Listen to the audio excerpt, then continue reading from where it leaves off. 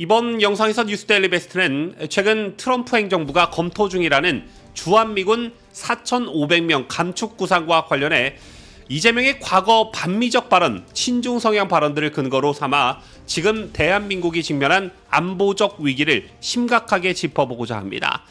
지금 주한미군 4,500명이 빠져나갈지도 모른다는 보도가 나왔지요. 한국의 친중 친북 정권이 들어서면 어떤 사태가 벌어질지를 보여주는 예고편일지도 모릅니다. 오늘 뉴스데일리 베스트가 철저히 파헤쳐드리겠습니다.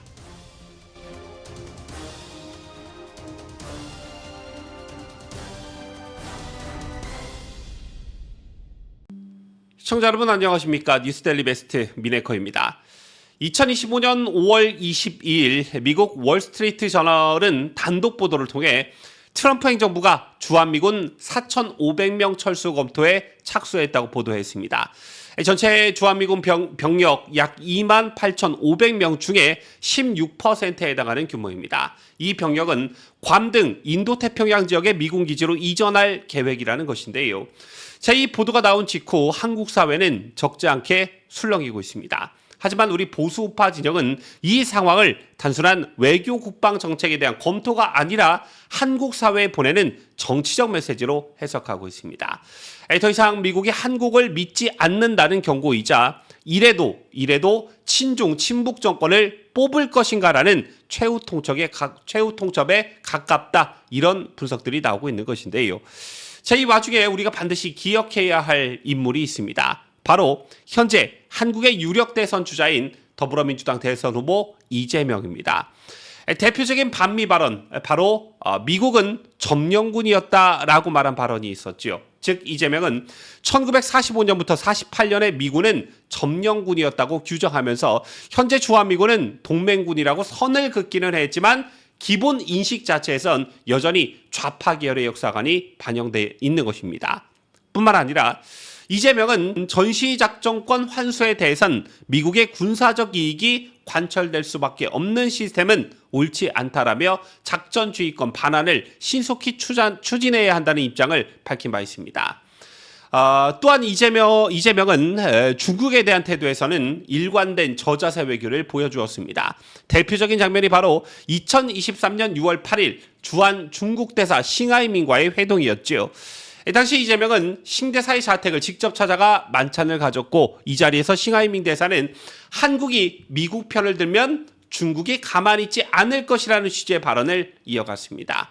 그런데도 이재명은 이에 대해 명확한 반박 없이 고개를 끄덕이며 수긍하는 모습을 보였고 한국 외교의 주권을 훼손당한 장면이라는 비판이 즉각 제기됐습니다. 국민의힘 등 보수 지역에서는 이를 두고 대한민국 유력 대선 주자가 주권 국가의 대표로서 자존심도 없이 중국의 압박을 수용한 것이라는 강한 비판이 실제 일었었죠. 실제로 당시 회동 직후에도 더불어민주당은 싱대사의 발언에 대해 항의하거나 외교적 문제 제기를 하지 않았고 오히려 중국과의 협력 필요성만을 강조했습니다. 이 장면은 대한민국이 과연 독립된 외교 주체로서 미국과의 동맹을 유지할 의지가 있는가에 대해서 심각한 의문을 던지는 하나의 사건이었습니다.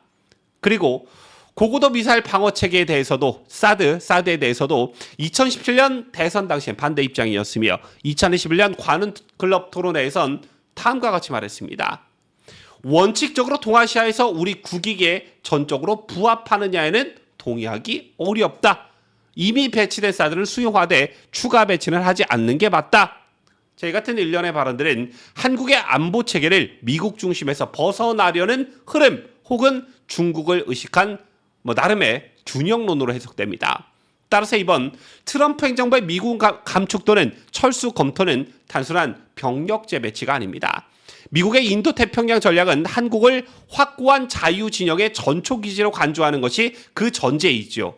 그런데 한국의 친중 친북 정권이 들어서고 이재명 같은 정치인들이 판을 친다면 미국 입장에서 굳이 자기 군인을 위험하게 주둔시켜야 할 이유가 없어진다는 것입니다.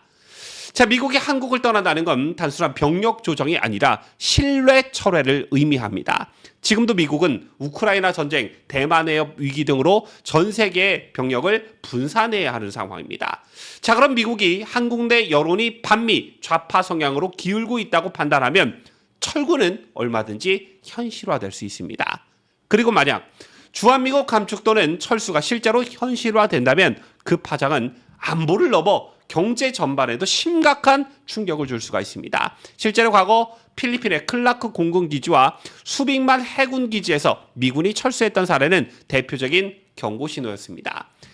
1992년 필리핀 상원이 미군 주둔 연장안을 불결시키면서 미군이 전면 철수했습니다. 당시 필리핀 정부는 자주국방을 외쳤지만 그 이후 남중국해에서의 중국의 군사적 확장은 급속도로 이루어졌고 결국 필리핀은 20여 년 만에 다시 미군과의 군사협력을 복원해야 했습니다. 중국은 그 사이 스프래틀리 군도에 인공섬을 건설하며 영향력을 더욱 공고히 했고 필리핀의 국방은 사실상 무력화되는 경험을 했습니다.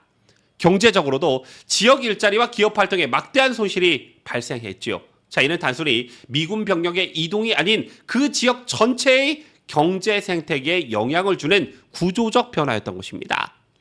자, 만약 한국에서 같은 일이 벌어진다면 세계 10위권 경제대국 수도권이라는 초밀집 지역이 인접한 분단국가의 현실 속에서 그 타격은 필리핀과는 비교도 되지 않을 것입니다.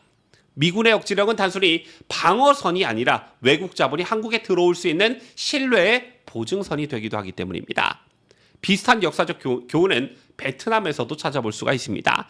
1973년 파리 평화협정으로 미군이 남베트남에서 철수하고 1975년 북베트남이 사이공을 점령하면서 공산화가 현실이 됐습니다. 당시 미국은 군사 지원을 중단했고 남베트남은 사실상 외교적으로 고립되었습니다. 결과는 여러분 잘 아시다시피 참혹했습니다. 수많은 피난민, 자본 유출, 산업 붕괴로 이어졌고 자유 남베트남은 역사 속으로 그냥 사라져버렸습니다. 이 사례는 단순한 과거사가 아니라는 것이죠. 미국의 군사적 뒷받침 없이는 아무리 산업과 외교가 발달해도 국가 안보는 무너질 수 있다는 냉정한 현실을 보여줍니다. 주한미군은 단순한 동맹 이상의 상징이며 철수는 곧 대한민국의 전략적 고립을 뜻합니다. 즉 주한미군 철수는 곧 국가 리스크의 급상승을 의미하는 것이고 이는 외국 투자 위축, 금융시장 불안, 안보 리스크 프리미엄 증가로 이어질 수가 있습니다. 이제 국민의 선택만 남았습니다. 자, 우리는 주한미군을 점령군이라 부르는 인물을 대통령으로 세울 것인가? 아니면 자유민주주의 동맹을 굳건히 지킬 수 있는 인물을 선택할 것인가? 이번 대선은 단순히 정권 교체냐 유지냐의 문제가 아닙니다. 대한민국이 동맹과 함께 자유진영에 남을 것인가 아니면 중국과 북한의 입김 아래 흔들릴 것인가의 분수령인 것입니다. 이재명의 발언은 결국 과거의 어떤 하나의 말실수가 아닙니다. 그것은 이재명이 가진 세계관과 가치관의 표현이었고 그 세계관은 지금 대한민국의 미래를 위협하고 있습니다. 그리고 이제 우리는 이런 질문을 던져야 할 시점에 서 있습니다. 자, 이번 주한미군 감축설은 미국이 한국에 보내는 마지막 경고가 아닐까요? 더는 좌파 정권의 친북 친중 외교와 안보 노선을 미국이 묵과하지 않겠다는 의사표현일 수도 있습니다. 말로는 동맹을 외치지만 실제로는 중국에 고개 숙이고 북한을 자극하지 않겠다는 식의 회피성 안보 전략에 대해 미국은 더 이상 동의하지 않겠다는 것입니다. 이 경고를 무시한다면 다음 단계는 진짜 철수일지도 모릅니다. 지금까지 저는 자유대한민국을 소화하는 뉴스데일리 베스트 민해커였습니다.